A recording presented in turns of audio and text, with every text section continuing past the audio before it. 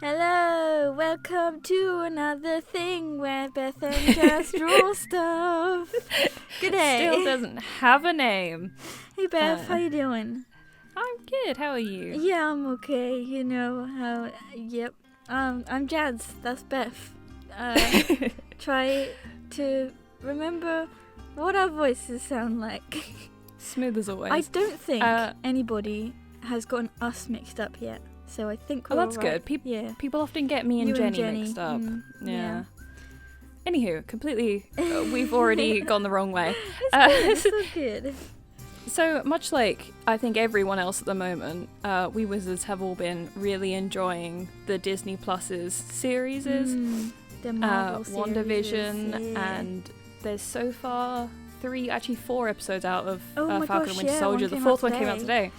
I haven't watched it yet. How exciting. So we thought it would be a fun idea to take Wanda and Vision to like, they've got quite a lot of like pre-story that's not just in the films as well. Yeah. And turn them into D&D characters. What would they be if they were in D&D? Yeah. So we're starting off with Wanda, obviously. And she was kind of easy because she is a sorcerer. Yeah.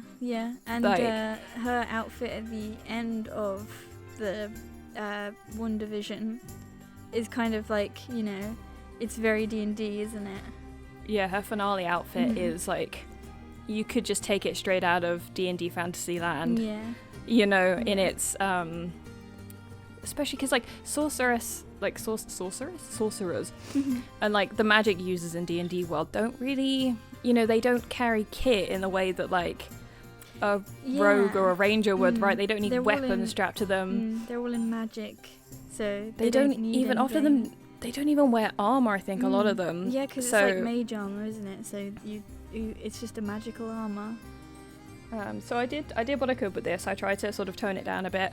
I had, while I was drawing her, I had like maybe 6 different tabs open with like comic book Wanda's costume, and then like different costumes she has throughout the series, because she's got a bunch of them and they sort of evolve. And then like I had a tab open with like, I think it was just Pinterest. I just like looked up sorcerers and stuff. Like I had so many tabs open. I was trying to like take chunks from different ones. Yeah, that's kind of what I did as well. Like, you just end up with a million tabs open. You're like, okay, just a bit of that and a bit of this. Yeah. And like, when I started drawing this, I realized that it would have to be super costume heavy, and clothing and costumes are the one, like, I really struggle with for some reason. I think you did really good with this one. Oh, thank you. I really like it. It's so cool. In her, like, finale outfit, she's got, like, it's like a high neck thing, but her arms are out. Yeah. And I really wanted to keep that because her comic book costume is like red leotard, tits out, with a cape kind of deal, God. right? It is her Halloween costume in the series. And I read a bunch of articles about Elizabeth Olsen being like, I really just don't want to have my tits out anymore. It's really not functional. So I made sure that like I kept the sort of silhouette of her final costume, but like I put the cloak back on. Like she doesn't have, well, in the finale costume she's got like a butt cloak, right? You know what I mean? It's like a skirt. Isn't she like wearing a dress? Like it's a full-on dress? No, it's like a it's not quite a dress. It's a bit skirty, but it's mainly like a bodysuit with like a butt cape. Right, so it kind of looks. It's got the silhouette of. I remember now. Yeah. I'll be slapping some pictures in as we go through. But in her comic book costume, she's got the big cape with like, it's quite a thick, the bit that goes around her neck, almost scarf-like. Yeah. And I wanted to put that back in because that's sort of a bit more D&D, you know, the big like flowing cape thing. I think that's quite funny because obviously Vision wears a cape as well, and to bring that into D&D like theme, I've basically done the same thing that you've done and had sort of the scarf bit around the neck. Yeah, I think like that's really funny as opposed to that like that, yeah. Because also, like, imagine actually wearing a really heavy bit of fabric, having it tied with like a little bow around your neck. Like it would really like strangle you. Yeah, that's not functional at all. And then the rest of her outfit, it was really kind of just like turning what was kind of a little bit sci-fi her final costume, like the kind of textures of it and the lines and the materials looking, and just making it maybe more like it would be like a leather bodice or like a little bit more like a little bit more medieval D&D. And I gave her she doesn't have either in the comics or in the series, she doesn't have like an item, a weapon, a wand or anything, but I found this really cool pose that had like a staff as a part of it. And I put that in as I was drawing it, and I thought that I could make it the like a magician's wand, because there's an episode in the series where they like do this magic show or whatever. It's meant to be like fake magic, but they end up doing real magic. So I just basically made it like a big magician's wand. Cool. I love that.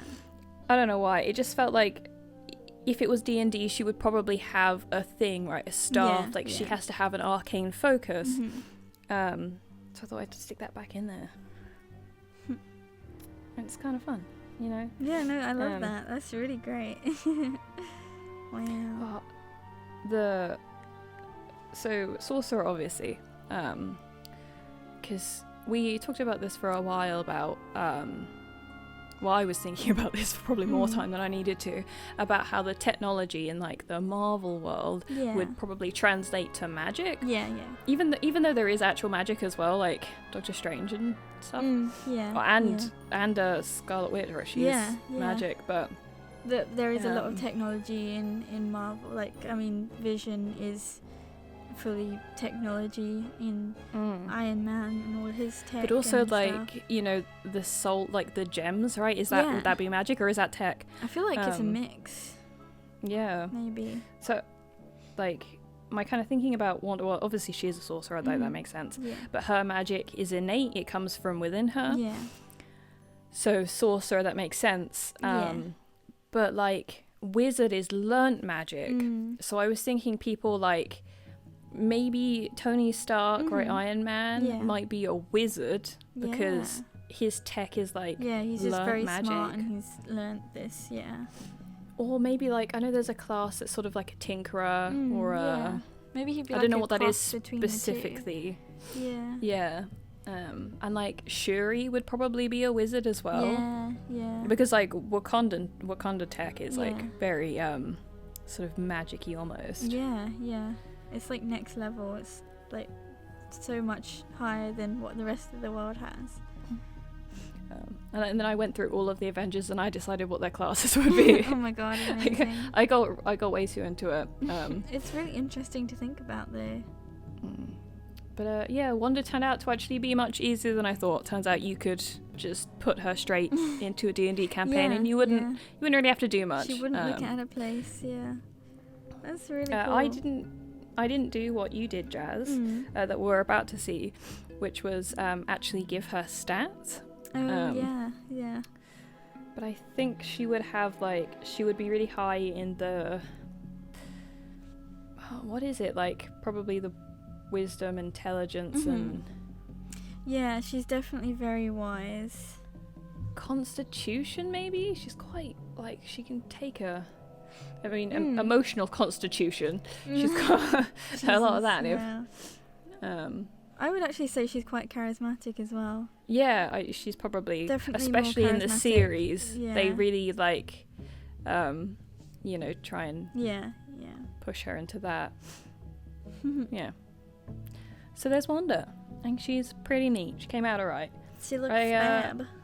I don't love the face head bit, but I really like the body and the proportions. And I flipped the canvas around like near the end point, and I was like, oh my god, it looks even. Oh, that's so awesome. I wasn't going to do it again.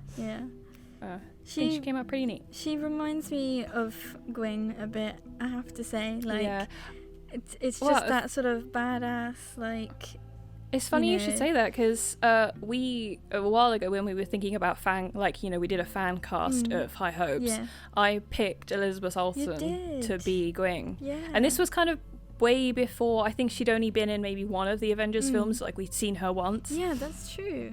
Yeah, this because it was like a long time ago. Ages ago we did that. I picked her to be Gwing. That is so crazy. weird. Come full circle. Yep, it sure has. So moving on to part 2 of WandaVision. His vision. It took me way too long to realise that WandaVision is just their names put together. I know, right? I was like, WandaVision, TV show. I get the joke. No, I didn't. I don't. There's I don't so know why many it took me levels so to long. that joke. There really is. It's so great. Yeah, so when we first decided to do this little video, you and Matt were saying to me, oh, you know, he'd totally be like a Warforged. And I was like, what is this Warforged thing? So I had to look into it quite a bit. And I was like, looking at other people's drawings of Warforged, and I was like, oh, this is going to be fun. Because, like, Vision is, like, very organic looking as the... Like, you know, he's not a robot, but he's like a synthezoid or something? Synthezoid, yeah. He's very, very human looking. So it would be really fun to actually make him look like robot-y. Like a classic-y robot, yeah. So I had a lot of... Like, I did the same thing as you. I had all these tabs open. I had, you know, Vision from WandaVision, Vision from the Avengers, Vision from the comic books. I found this really good reference that is literally comparing the comic book Vision to the movie Vision and side by side. So that was like a really good reference point for me. Yeah, and again, I did that same thing that you did with, like, the cloak. So, obviously, Vision's got his lovely, like, golden cloak. I mean, he had to have his cloak, because he's got it in every rendition of Vision. It's so iconic for him. Like, I think he would look really bare without his cloak. It has to always be dramatically blowing in the wind, even when there is no wind, as he is saying something vaguely heroic. He could probably... create the wind himself, like, yes. But yeah, I think with the shape of him, obviously I went like more robot-y, which was sort of with Wanda. You sort of struggled. You were saying like it's really hard to not just take what she looked like, just not just draw her as she is. She fits really well. I think that's where Vision's really different in the sense of like looking at Warforged. They are more like stereotypically, you know, robot-y.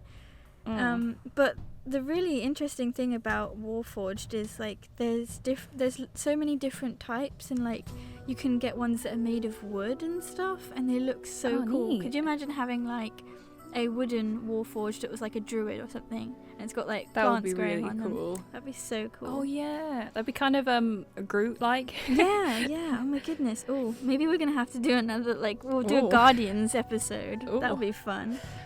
Like, we could do Groot and Rocket. That would be really fun. Oh my goodness. Rocket would be like a goblin. Yeah, oh my goodness, he would. Actually, there are a bunch of little animal races. Like, if you get into homebrew, there's like, you can find everything. Yeah, that's true. I think Warforged are a part of the Mechanicus, or I can't remember. It's like remember. It's not base D&D, but it is. It's like an expansion book. Yeah. That I've not really got into, but I know that Matt knows more about it. I really love, like, looking into the Warforged. I really love it because it just, the more you dig, the more it really fits in with Vision, because they were made essentially to fight a war, right? So they were made as a weapon, and then after that war they were just sort of left behind to sort of fend for themselves and like find a purpose essentially. And that feels really like fitting, because obviously that's really Vision fitting, was like, made to be the body of Ultron. He was just a giant weapon, and obviously with what we know from WandaVision, it essentially becomes that again. Someone's trying to, you know, weaponize him, right? And then he evolves from that, and he becomes his own person. Yeah, he like learns his own human consciousness. He has to learn it himself. Yeah, so it's really, really fitting. Yeah, and then your class choice is interesting because we talked about the first half. Yeah, we did. So we talked about making him a warlock because similarly his tech is quite magic-y, right? He's like laser beams from the hands and stuff. Yeah. But his magic isn't innate. Like, it's not from him. It's comes from something else. Like, he has a patron that gives him the magic, and it's kind of like is it the soul stone or the mind stone that he has? I don't remember. Mind stone. Mind stone? Yeah, it's the mind stone. So his patron's kind of like the mind stone, but also kind of Tony Stark. Yeah. You know, like 'cause he was the guy that built him, kind of. Yeah, and I'm sorry, I'm jiggling. My foot's gone now. That's alright.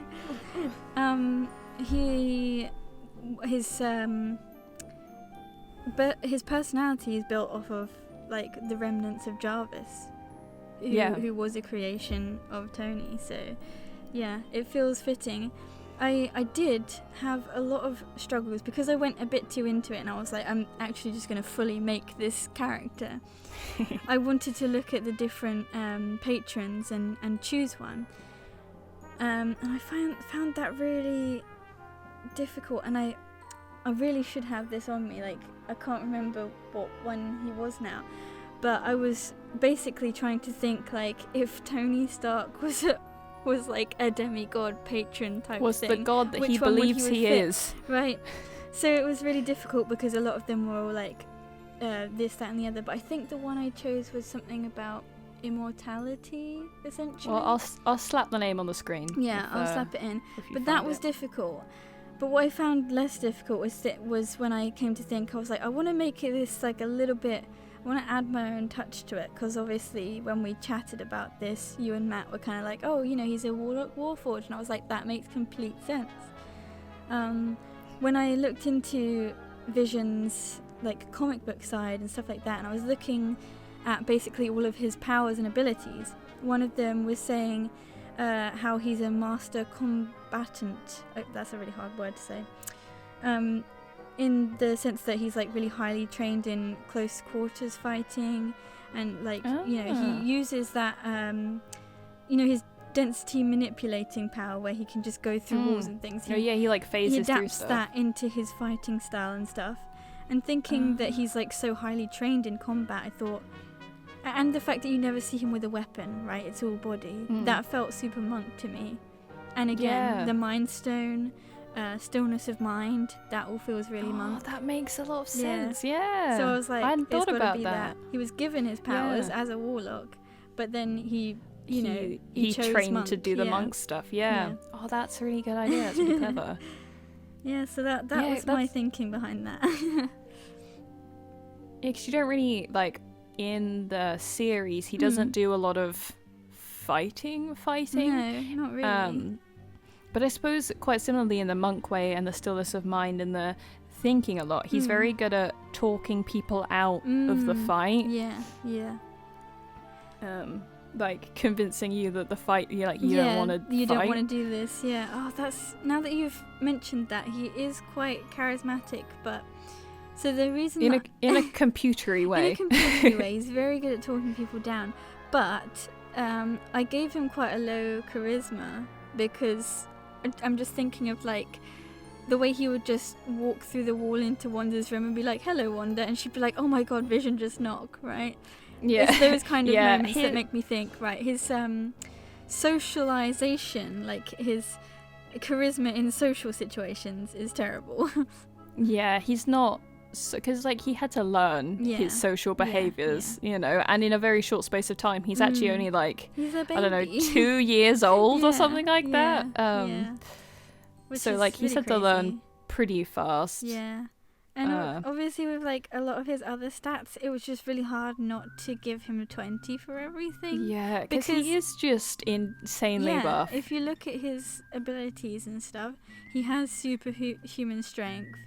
He's a master combatant, so he's going to be really dexy. And his constitution, like, he's a robot, you know? There's not intelligence, of course, can't is going to get be 20 poisoned and because stuff, yeah. he's got like, you know, massive robot brain. Yeah, exactly. Intelligence. He's got superhuman intelligence, like computer intelligence.